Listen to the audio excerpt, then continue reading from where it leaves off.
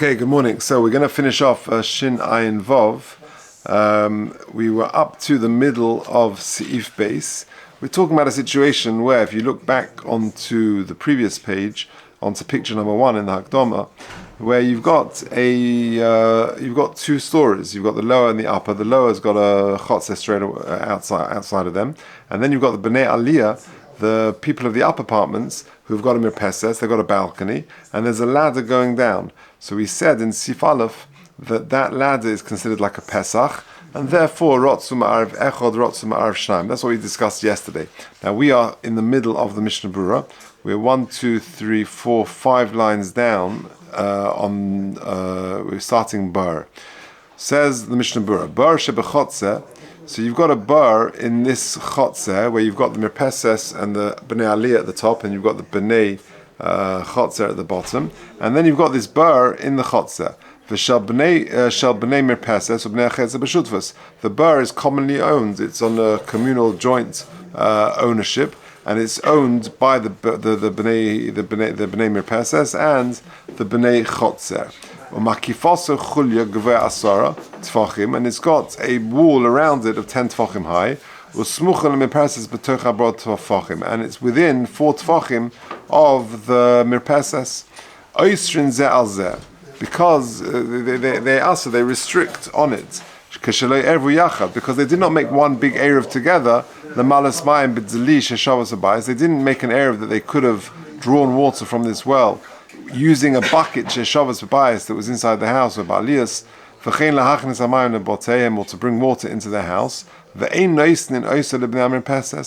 they can't give it to the Bnei Mirpeses,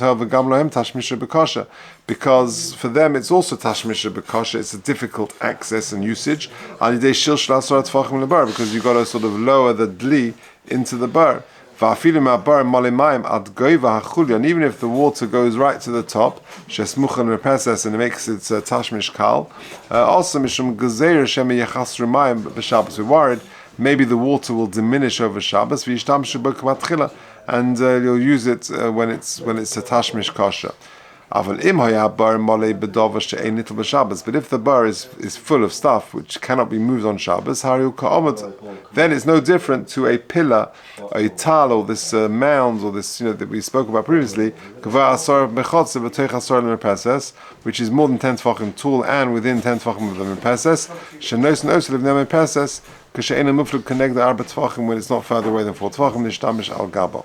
Okay. So, if you've got in this situation that we were describing yesterday, where you've got the Bnei Aliyah and the Bnei Chotzer, and you've got a ladder going down, if you've got a commonly owned bar in the middle, if it's that bar, as Rashi has explained, is they're going to asa each other on it. They're oistrin zalzeh. If they didn't make the erev yachad, they're not able to use it. Either the Bnei Chotzer or the Bnei Mirpeses. Okay, good. Gimel. Now here you've got a matzeva. Matzeva basically means some sort of wall. He's got a picture of it here. He hasn't got a picture in the Dirshu ones, but he's got a picture in this one. If you look at picture number 11, it gives you an idea.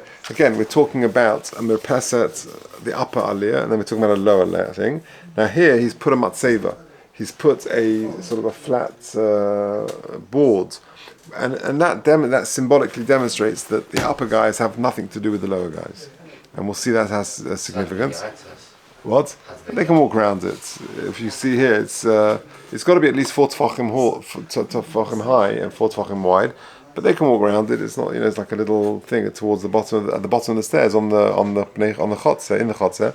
But that it just demonstrates that they're separate from the upper chevra, from the lower chevra.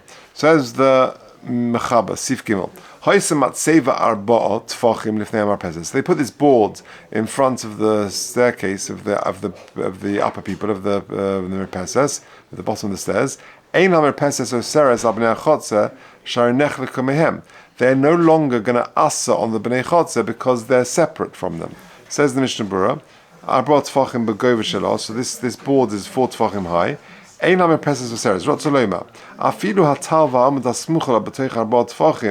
Even if you've got a pillar in this chotzer which is within 4 tefachim of the mirpeses, and it's 10 tefachim high, Kivin she also hefsek lifnei merpeses, since they've put this board up in front of the stairs leading down from the merpeses, gilu daitem shesilku atzim na chotze.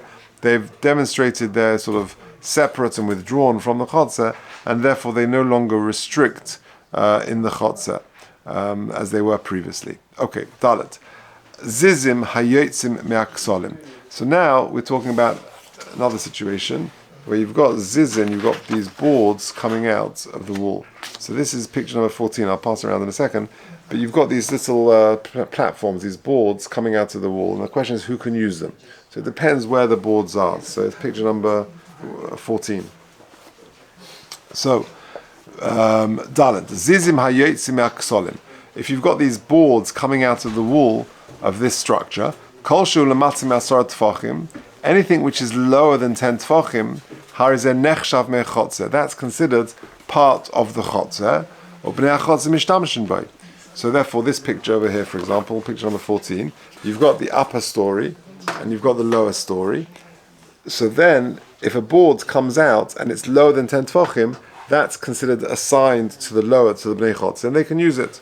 That's what the mechaber means. Zizim hayotzim aksolim kol shul lematzim me'asar tefachim harizeh nechshav me'chotze is considered part of the chotze. Bnei chotze mishtamshin by. For kol shul b'toich hasara, when anything tefachim ha'elyonim asmuchim la'aliyah, anything which is in 10 tefachim of the upper chevra, anshe aliyah mishtamshin by, the upper chevra use it. Right. Now, what if it's in between? V'hanisha bein asar ha'tachtonim atchilas asar elyonim. If it's within both, as it were, they can both use it, and therefore they both restrict each other. And therefore they won't be able to use it unless they make the eruv together. Okay, so it's just the same sort of principles. Zizim hayotzim, says Mishabur Yudalet, Gam ze hasif mayri shebnei achotze bnei aliyah ervu kol echod la'atzman. Again, we're talking about a situation where each of the entities, i.e. the Bnei Merpeses and the Bnei Chotze, make their own independent eruvin. Sha'azizim hayu shaykhin the Bnei Chotze v'aliyah b'shutvas, because the zizim are shaykh to the Bnei Chotze, and the aliyah is owned in partnership. For Gam Mairi sha'azizim hayu rechov na'bot tfachim. We're talking that these zizim are 4 tfachim wide. Te'i lav hachi have a mokum patur. Then otherwise they'll be treated as a mokum patur if they're less than 4 tefachim wide, or bottle lahocha, and they're bottled to both the upper and the lower chevra. V'hanishar, and if something is within, sort of in between both, we're talking about a situation where it's more than 20 tefachim from the aliyah to the karka of the chotze. It can be that it's even less than 20 tefachim. It could be less than 20, but it's literally like 19, and there's not 10 tefachim or whatever. There's just not 10 tefachim to either side. Okay, so that is the end of Shin Ayin Hey.